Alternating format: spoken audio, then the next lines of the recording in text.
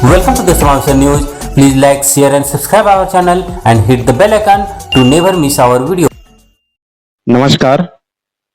झारखंड में एक बार पुनः त्रिस्तरीय पंचायत चुनाव के सरगर्मी के बीच हम इस पंचायत चुनाव के चुनावी यात्रा में आज पहुंचे हैं टंडवा प्रखंड के टंडवा उत्तरी क्षेत्र से चुनावी मैदान में अपना भाग्य आजमाने के लिए एक युवा चेहरा जो इस दूसरे दौर के चुनाव में उभर करके सामने आए हैं और जमीन स्तर पर अपना एक अभियान चला रखा है इन्होंने।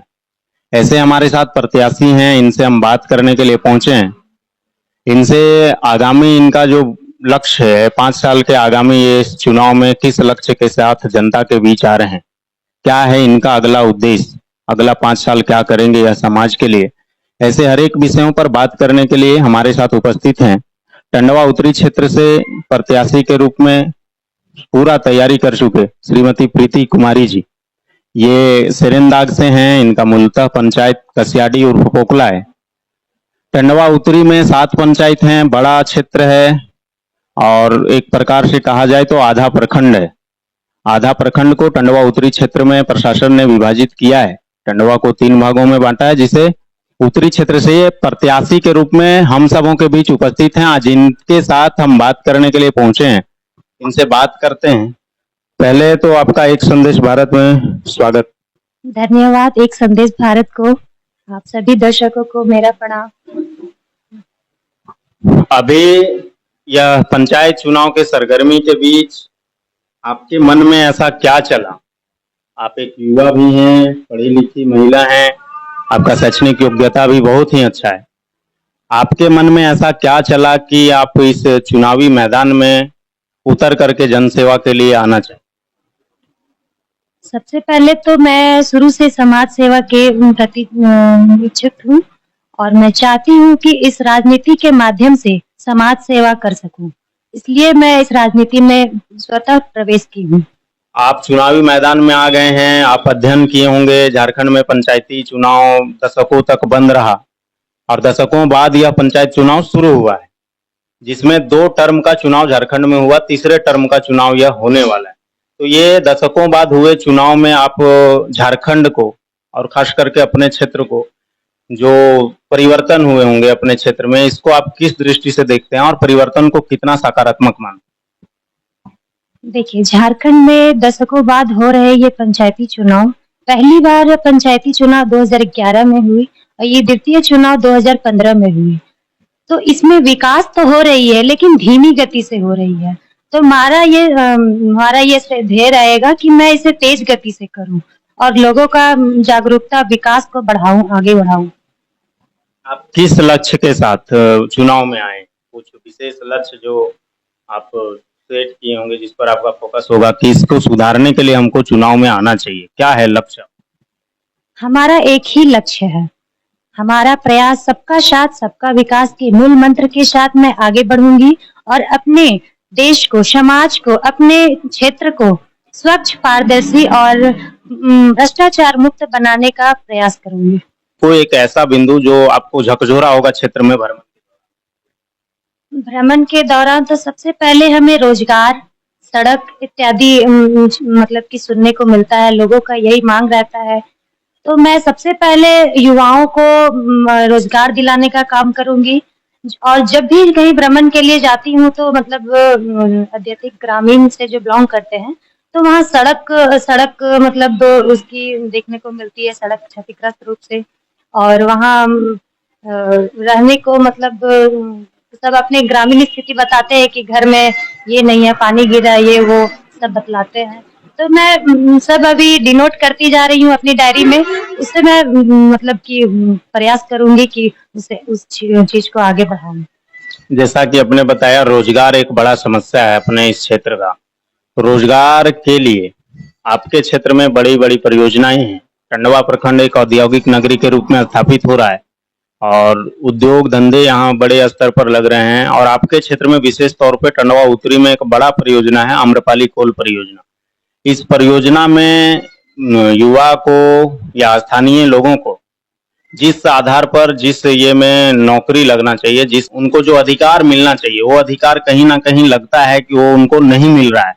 तो आप इस क्षेत्र का यदि प्रतिनिधि आप पर लोग भरोसा करें, आप चुनाव जीत करके प्रतिनिधित्व उनका करें, तो आप उनको यह अधिकार कैसे सुनिश्चित करेंगे कि उनका जो अधिकार है, स्थानीय लोगों को जो नौकरी में मौका नहीं मिल रहा है, कंपनियाँ उनको नहीं रख रही हैं, इसको कैसे सुनिश्चित?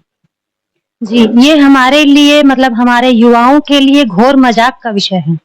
सबसे पहले तो मैं जितने भी यहाँ पे कोल परियोजना है, मगध, आम्रपाली, सिसई, वृंदा, पचड़ा, संघमित्रा, एनटीपीसी जैसी, तो मैं युवाओं को सबसे पहले आवेदन लूंगी, आवेदन प्राप्त करूंगी और उनके कौशल के अनुसार उन्हें रोजगार दिलाने का काम करूंगी। स्थानीयों को रोजगार का तो ठीक है, लेकिन स्थानीय लोग जो स्थानीय युवा हैं, योग्यताधारी भी हैं, कंपनियों को बीटेक किया हुआ अगर इंजीनियर चाहिए, तो अपने क्षेत्र के भी लोग इंजीनियर हैं बीटेक किए हुए, लेकिन वो अपना रिज्यूम जा करके जमा करते हैं, बायोडाटा जमा करते हैं, इसके बाद भी उनको कंपनियां नहीं बुलाती है। बिहार, बंगाल, उड़ीसा से लोगों को बुला करके रखती है और उनको ज्यादा वेतन देता है। इसके बाद भी यहाँ के लोगों को कम वेतन देने के बाद भी कंपनियां इनको नहीं रखती, इनका एक प्रकार से शोषण कर रही है। तो इस परिस्थिति को भी आप कंपनियों के साथ ऐसा क्या समन्वय स्थापित करने का प्रयास करेंगे कि स्थानीय लोगों को भी वह अधिकार मिले और स्थानीय लोग भी रोजगार में, उस नौकरी में उनको अधिकार मिला और वो जा करके वहाँ नौकरी कंपनी में कर? जी, आपने सही कहा। जैसे हमारे क्षेत्र में युवाओं के लिए झारखंड सरकार का भी ये आदेश है, यह हमें अधिसूचित की गई है कि हाँ, इस क्षेत्र में मतलब अपने ही झारखंड के लोगों को रोजगार मिलनी चाहिए। 80 से 90% हमारे क्षेत्र के युवा होने चाहिए और 10% ही है जो बाहरी लोग यहाँ पर जो नौकरी करें, काम करें। लेकिन जब मैं इस क्षेत्र में अवसर प्रदान होता है मुझे यहाँ जीत कर, जनता मुझ पर यदि विश्वास करती है, यदि मुझे योग्य समझती है, तो मैं सबसे पहले यही करूंगी कि 80 से 90% स्थानीय लोगों को उस क्षेत्र में लाऊं, 10% ही बाहरी लोगों को मैं कायम रखूं इस परियोजना में। इसके लिए आप प्रशासनिक अधिकारियों से मिलेंगे या एक प्रकार से नेता सड़क से सदन तक की लड़ाई की बात करते हैं और आप प्रत्यक्ष राजनीति में हैं, तो आप एक तो उस सड़क से सदन तक की लड़ाई को आप जारी रखेंगे? कैसे, क्या ये कैसे आप उस अधिकार को जमीन पर उतारने के लिए आपका क्या प्रयास होगा? अगर आप बन गए तो चूंकि आपके पास सीमित संसाधन होगा, अधिकार आपके सीमित होंगे, तो ऐसे में आप कैसे, क्या ऐसा प्रयास करेंगे? सरकार से कैसे जाकर के मिलेंगे, क्या बात करेंगे कि सरकार आपके बातों को मानेगी और लोगों को अधिकार?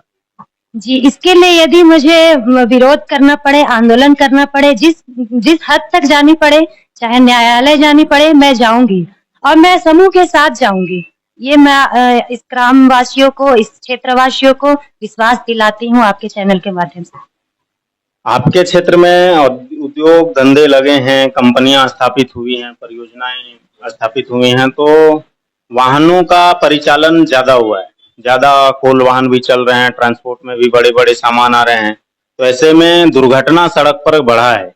सड़क दुर्घटना का मात्रा 2013 के बाद से अगर डाटा आप निकालें तो बढ़ा है, हजारों लोगों की मृत्यु सड़क दुर्घटना में हुई है और इनको एक प्रकार से समतुल्य मुआवजा भी कंपनियां नहीं दे पा रही हैं और सरकार इसमें विफल दिखती है, चाहे वह किसी की भी सरकार रही हो झारखंड में। तो ऐसे में आप इसको कैसे ठीक करने का प्रयास करें? यदि मुझे यहाँ की जनता अवसर प्रदान करती है, तो सबसे पहले मैं अनियंत्रित परिचालन पर रोक लगाऊंगी और यहाँ जो प्रदूषण की बात है, तो उसे मैं रोकने का प्रयास करूंगी। यहाँ पर डीएम फंड से जो आते हैं हमारे मतलब कि वायु को सोखने का जो मशीन है, उसे मैं बैठवाने के काम करूंगी, क्योंकि इसके बदौलत हमारे क्षेत्र के कई घातक बीमारियों से इन लोग मतलब कि प्रताड़ित हो रहे हैं, है ना। तो मैं यही प्रयास करूंगी कि डीएम फंड से जो मशीन है उसे बैठवाऊं और सड़क मतलब कि टंडवा से लेकर धनगड्डा घाटी तक प्रत्येक दिन सुबह शाम झाड़ू व्यवस्था करवाऊं और जल छिड़काव का व्यवस्था करवाऊं, ताकि इस प्रदूषण से निजात पाने का, कि अगर मैं चुनाव जीतती हूँ तो मैं लोगों के साथ, लोगों के बीच जन सामान्य की तरह मतलब कि समस्या का समाधान करने का प्रयास करूंगी और करती हूँ। आप एक महिला भी हैं और आपके ऊपर घर का भी जिम्मेदारी है और ये इसके बाद भी आप चुनावी मैदान में, आमतौर पे महिला जो जनप्रतिनिधि होती हैं उन पर एक आरोप है कहिए तो कि वो चुनाव तो जीत जाती हैं, उनको प्रतिनिधित्व तो जनता दे देती है, लेकिन अगला जो 5 साल का या जो भी उनका कार्यकाल होता है उसका प्रतिनिधित्व या नेतृत्व वो नहीं कर पाती हैं, उनके पति करते हैं। तो आपके केस में भी आप यदि चुनाव जीत करके आती हैं, आप चुनाव आगे विजयी हुए, जनता ने प्रतिनिधित्व सौंपा आपको, तो क्या आपके भी केस में ऐसा ही होगा? आपके भी पर्दे के पीछे से पति हैंडल करेंगे? आप खुद सक्षम हैं, खुद अपने योग्यता के आधार पर आप समाज कल्याण के लिए काम करें? जी, ऐसा मैक्सिमम देखा जाता है, लेकिन मैं एक सक्षम हूँ, योग्य हूँ और मैं इस क्षेत्र में, इस राजनीति में स्वेच्छा से आई हूँ। तो हमारा यही प्रयास है और मैं यही करूंगी। मैं जो भी हमारा समस्या होगा मैं खुद करूंगी और इस क्षेत्र में मैं अकेली रहूंगी। भले गार्जियन स्वरूप हमारे पति पापा जी इन लोगों का साथ रहेगा, लेकिन मैं जो भी निर्णय है वो मैं स्वेच्छा से लूंगी। अंत में आपसे यही जानना चाहेंगे और जनता से आपका क्या उम्मीद है, आप जनता से क्या आह्वान करना चाहेंगे कि स्वच्छ राजनीति के लिए, राजनीति में जो आपकी जैसे लोग स्वच्छ राजनीति के लिए आए हैं, तो आप अपने पक्ष में या फिर वास्तव में राजनीति में बदलाव के लिए स्वस्थ लोकतंत्र के बचाने के लिए, उनको उस लोकतंत्र को सुरक्षित रखने के लिए जनता से आप क्या आह्वान करना चाहेंगे? अंत में मैं एक संदेश भारत के माध्यम से लोगों से ये अपील करना चाहती हूँ कि वो जिस किसी भी उम्मीदवार को चुने, वो भ्रष्टाचार मुक्त हो, ईमानदार हो, अपने क्षेत्र का विकास करने योग्य हो एवं मेहनती हो। उसी विश्वास के साथ वो चुने और मैं जनता से अपील करूंगी कि वो मतलब कि योग्यता पूर्वक भी देखे और लोगों को जो विकास करने योग्य है उसी को वो चुने, है ना। जनता लोभ लालच में भी फंसती है। चुनाव के अंतिम रातों रात चुनावी समीकरण बदल दिए जाते हैं।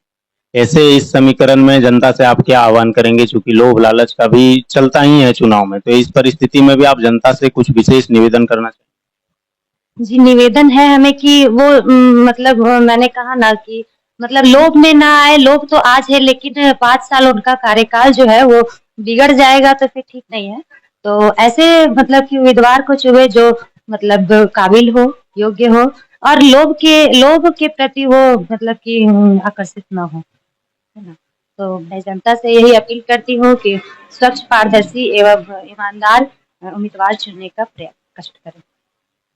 बहुत बहुत धन्यवाद आपका। आप देख रहे थे एक संदेश भारत, मैं हूँ बालकृष्ण। आज के हमारे इस चुनावी यात्रा के कड़ी में हमारे साथ बात करने के लिए उपस्थित हैं श्रीमती प्रीति कुमारी जी। ये चुनावी राजनीति में एक प्रकार से युवाओं को बेहतर संदेश देने का प्रयास कर रहे हैं। स्वच्छ राजनीति को स्थापित करने के लिए इन्होंने बड़ा कदम उठाया है। क्षेत्र के युवाओं से विशेष करके एक संदेश भारत की टीम निवेदन करेगी, मैं व्यक्तिगत रूप से भी निवेदन करूंगा कि आप चुनावी राजनीति को सकारात्मक राजनीति के रूप में लेते हुए ऐसे प्रत्याशियों का आकलन करें, उनके शैक्षणिक योग्यता को देखें, उनके कार्य के योग्यता को देखें, उनके अनुभव को देखें, वह क्या आगामी भविष्य में आपके 5 साल के लिए कर सकते हैं, आपके क्षेत्र के बदलाव के लिए वह क्या ऐसा विशेष कार्य कर सकते हैं। इसको देखते हुए ऐसे प्रत्याशियों का चयन करें जो वास्तव में आपके हित के लिए काम कर सकें, ना कि अपने स्वार्थ के लिए काम करें। समाज कल्याण के लिए काम करें, ना कि अपने रिश्तेदारों, अपने नातेदारों के कल्याण के लिए काम करें।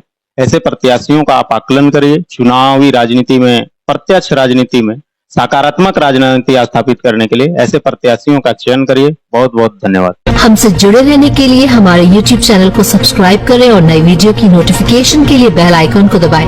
अगर आप ये वीडियो Facebook पर देख रहे हैं तो लाइक जरूर करें और ज्यादा से ज्यादा शेयर करें। धन्यवाद।